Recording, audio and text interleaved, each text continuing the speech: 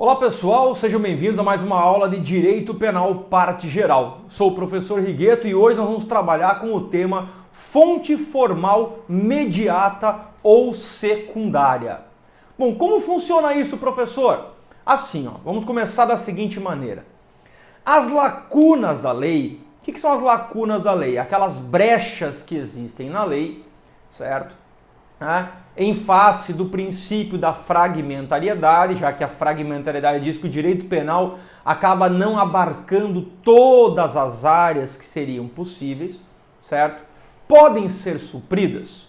Essa é a pergunta que faz. As lacunas da lei, podem ser supridas? Sim, desde que para beneficiar o réu. Lembra que nós vimos um princípio da proibição da analogia in malam partem. Nós não podemos fazer para prejudicar, apenas para favorecer. Pois bem, vamos primeiro falar agora, então, já que dá para ser suprida essas lacunas, nós temos que entender quais são as espécies de fontes formais mediatas. A primeira delas, anota aí, é a analogia. Eu coloquei um conceito assim, é a aplicação de uma hipótese não prevista na lei a um caso parecido. Somente será possível se for para favorecer o réu. A analogia é pegar um caso não previsto em lei, mas sim um caso concreto, ou seja, uma situação, uma hipótese não prevista em lei, a um caso concreto parecido. A gente pode falar da analogia, só para a gente entender aqui o mecanismo, se nós pararmos para analisar o artigo 128 do Código Penal. O 128 do Código Penal trata das possibilidades de aborto. E uma das possibilidades de aborto é o aborto decorrente do estupro. E agora para pensar comigo. Professor, o feto é anencéfalo. Ele está sem o cérebro. O feto tem má formação congênita que não vai levá-lo à vida. É possível abortar? Não está previsto em lei, mas nós temos outros julgados já entendendo por esse caso. Nós podemos utilizar a analogia. Situações que já foram decididas, aplicadas àquele caso concreto parecido. Perfeito? Segunda hipótese, costumes. Regras de conduta em geral, de maneira constante e uniforme, acaba sendo criada a figura dos costumes. É possível utilizar os costumes como uma fonte mediata, secundária do direito. Lembre-se que não é uma norma penal, porque normas só são criadas por lei ordinária. Então, aqui são fontes que servem para suprir lacunas. O exemplo que a gente pode falar dos costumes, eu trouxe aqui 4 possibilidades, só para poder entender. Primeira situação, artigo 139 do Código Penal, que fala da difamação. Difamação refere-se à reputação da pessoa. A reputação é algo subjetivo, depende dos costumes. 140, dignidade ou decoro, é o crime de injúria. Como é que eu vou afrontar a sua dignidade ou decoro? Depende. 233 e 234, ato obsceno e gesto obsceno. Tem julgados aí no país afora, pessoas que estavam urinando em via pública e foram presos por prática de ato obsceno. Então depende, são os costumes. Dependendo dos costumes, a gente vai enquadrar o que vem a ser reputação, o que vem a ser dignidade ou decoro, o que vem a ser ato obsceno ou o próprio objeto obsceno. Aí um aviso importante que eu mencionei, inclusive, no material de apoio para vocês. O desuso não revoga a norma penal. Já falei, apenas uma lei federal pode revogar uma outra lei. Lembra? A gente já mencionou isso quando nós tratamos lá do princípio da adequação social da casa de prostituição. Não é porque existem casas de prostituição que caiu no desuso que deixou de ser crime. Perfeito? Bom, além dos costumes da analogia, temos ainda os chamados princípios gerais do direito que nós estudamos. Aí eu trouxe um conceito legal da doutrina que diz o seguinte, que são premissas éticas extraídas da lei, que orientam a compreensão do ordenamento jurídico para melhor elaboração, aplicação e integração das normas. Ou seja, nós temos um princípio chamado nemo tenetur se te degere. É um princípio que significa, em latim, nemo tenetur se te degere. É o princípio de ninguém é obrigado a produzir prova contra si mesmo. Olha que legal. Ele é um princípio, na verdade, que acaba sustentando o direito penal, o processo penal. São princípios gerais do direito.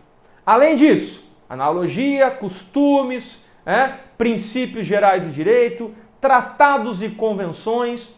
Os tratados e convenções são acordos que o Brasil acaba firmando, assinando com países, e após eles serem referendados no Brasil, de acordo com o artigo 84, inciso 8 da Constituição Federal, eles se tornam umas fontes como as leis. Eles se tornam fontes como as leis.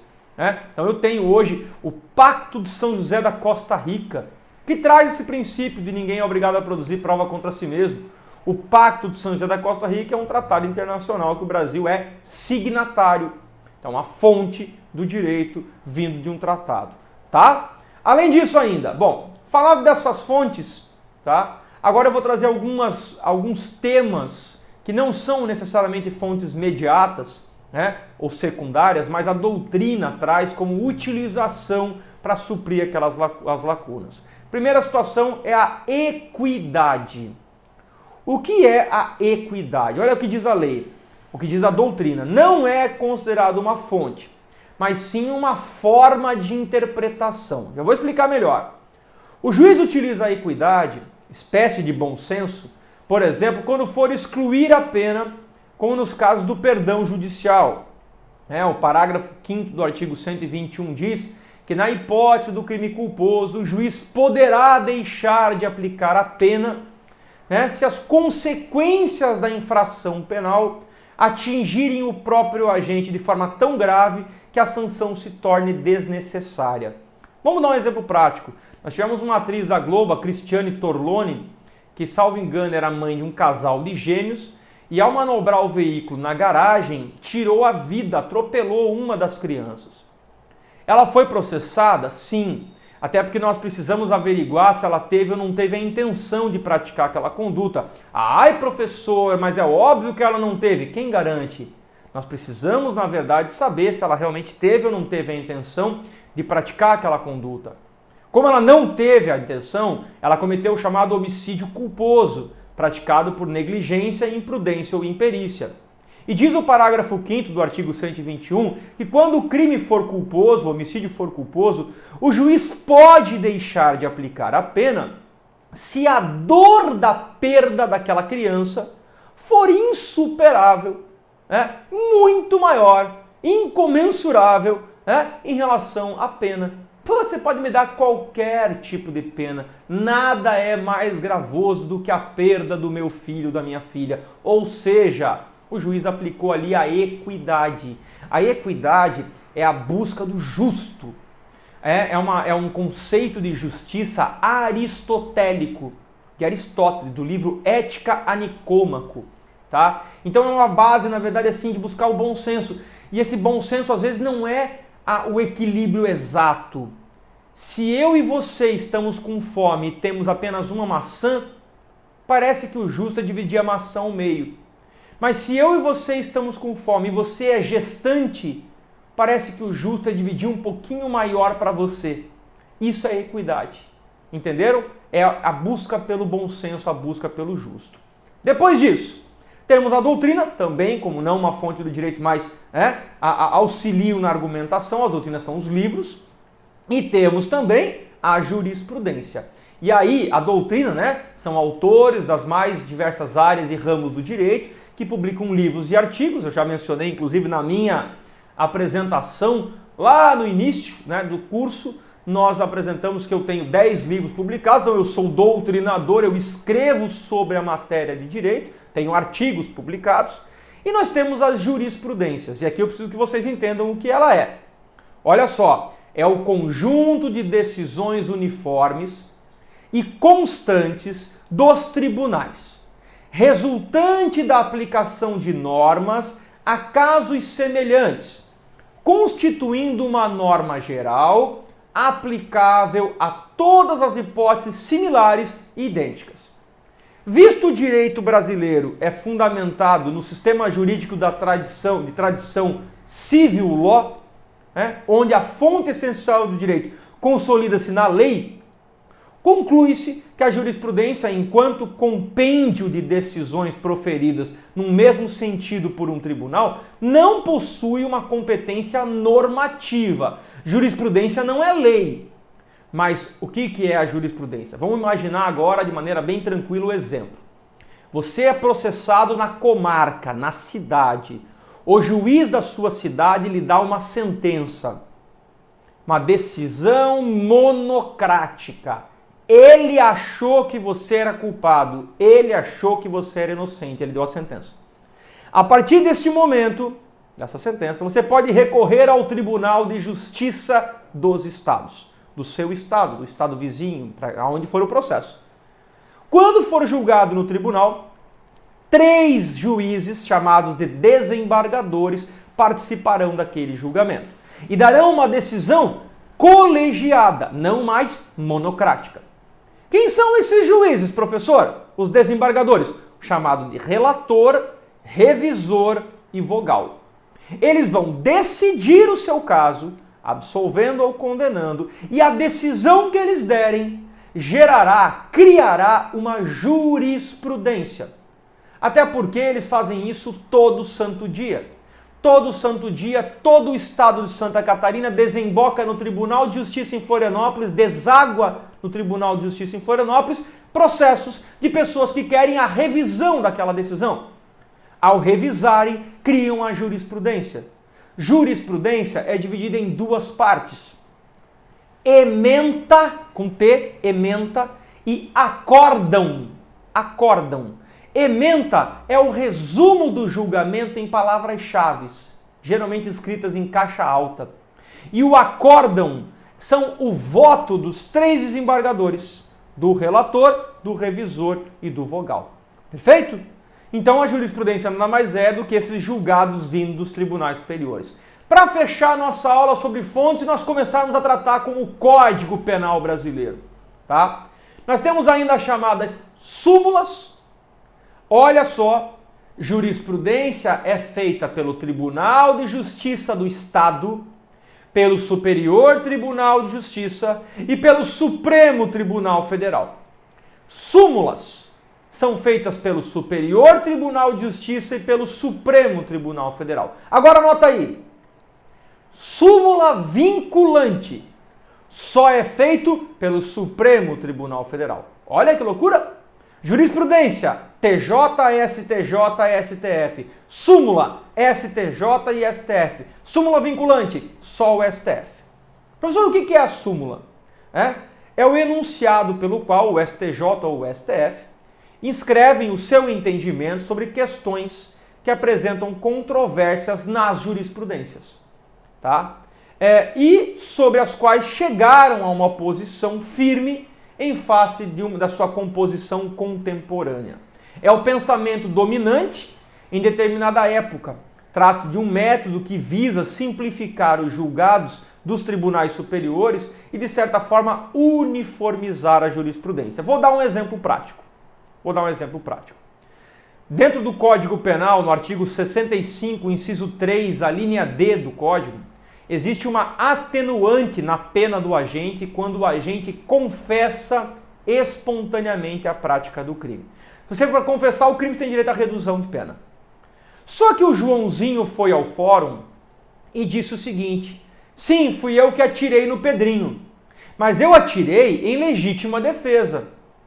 Ele está confessando que atirou, mas ele está buscando uma isenção de pena, porque ele está dizendo que agiu em legítima defesa. No dia do julgamento, o juiz entendeu que não foi legítima defesa e condenou o Joãozinho. E não aplicou a atenuante, porque disse, na verdade, que como ele estava se beneficiando, só confessou para buscar um benefício que era legítima defesa, ele não aplicou a chamada confissão espontânea. Recorrido ao Tribunal do Estado, o tribunal entendeu que não deveria aplicar atenuante. Mas o Tribunal do Estado vizinho disse que a atenuante da confissão pode ser aplicada em qualquer caso. Mas o tribunal do outro lado do país disse que não, só se confessasse espontaneamente. Mas o tribunal lá do norte disse que qualquer tipo de confissão vale. Opa! Não está havendo, na verdade, uma uniformização nesse posicionamento. O STJ sumulou, criou uma súmula e disse: a confissão, seja ela simples, aquela que você diz que praticou o crime, ou a qualificada, aquela que você diz que praticou o crime para se beneficiar, é válida e deve reduzir a pena. Pronto. Isso é uma súmula. Professor, e o que é uma súmula vinculante? Só o Supremo pode fazer. Coloquei. Para ter a característica de uma súmula vinculante, ela tem que seguir uma série de procedimentos previstos no artigo 103A da Constituição Federal. Só o STF pode criar e aprovar as súmulas vinculantes. E quando aprovada, essa súmula, no âmbito criminal, ela passa a ser uma fonte imediata do direito penal. O que é uma súmula vinculante? Olha o nome, vinculante, vincula, automaticamente vincula. Vou dar 2 exemplos práticos do direito penal através de súmulas vinculantes. Súmula vinculante número 11 do Supremo Tribunal Federal e súmula vinculante número 14 do Supremo Tribunal Federal. A súmula vinculante número 11 diz, certo, que o uso de algemas só deve ser feito em caso de extrema necessidade. Se o réu não apresentar perigo, deve ser ele transportado pelo sistema do estabelecimento prisional ao fórum ou da delegacia ao fórum sem o uso de algemas. Súmula vinculante.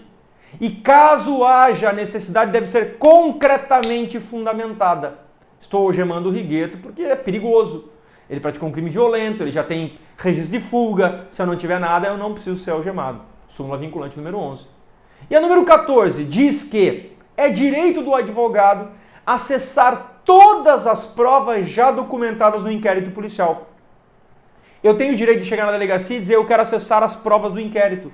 Aquelas provas que já estão documentadas, eu tenho o direito de ver. Se as provas não estão documentadas ainda, não estão concluídas, o delegado pode tirar do caderno, esconder e mostrar só o que está pronto. Perceberam? Mas ele tem o dever de me apresentar todas as provas já documentadas em juízo. Bom, aqui então nós vimos analogia, costumes, princípios gerais do direito, falamos um pouquinho sobre doutrina e jurisprudência, falamos na verdade sobre equidade, sobre súmula e súmula vinculante. E nós fechamos a temática aqui das fontes mediatas do direito penal, fontes secundárias. Nosso próximo passo agora é conhecer o Código Penal brasileiro. Até a nossa próxima aula, bons estudos e até lá!